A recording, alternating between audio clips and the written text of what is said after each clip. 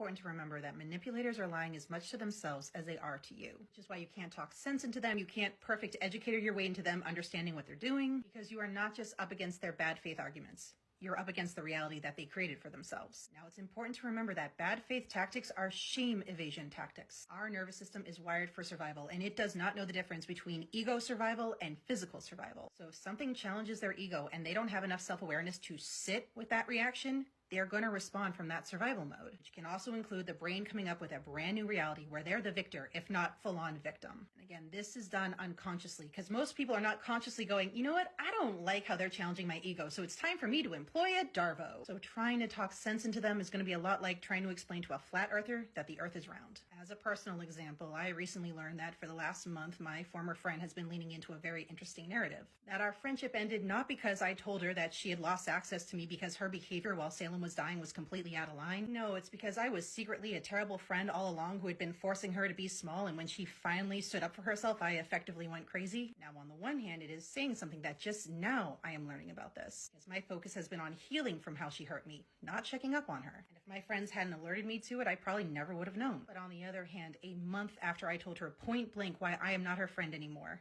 this is what she's telling people. And to me, that is a sign that this is someone who is never going to acknowledge the hurt that she caused. This is someone who's never going to recognize that her behavior while Salem was dying was completely out of line. And in her eyes, not only was it not out of line, but effectively been reframed as her just finally sticking up for herself and communicating her needs. And of course, this narrative has been accompanied with therapy speak. Apparently, there's been a lot of talk of standing firm in her truth, which in some ways, she's not wrong, because that is her truth. That spin doctoring that she did after I asked her to reflect on how she was talking to me wasn't just for me.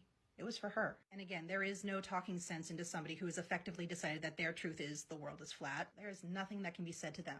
But there are two things that I can say to myself. The first one is my tried and true mantra, where you not only have the truth, but receipts on your side. And the other is, let this just be a reminder that I made the right decision. You can't tell the manipulator that their truth is just ego-preserving fabrication, at least not without them getting really nasty with you. So the best you can do is turn your back and return back to healing from how they hurt you.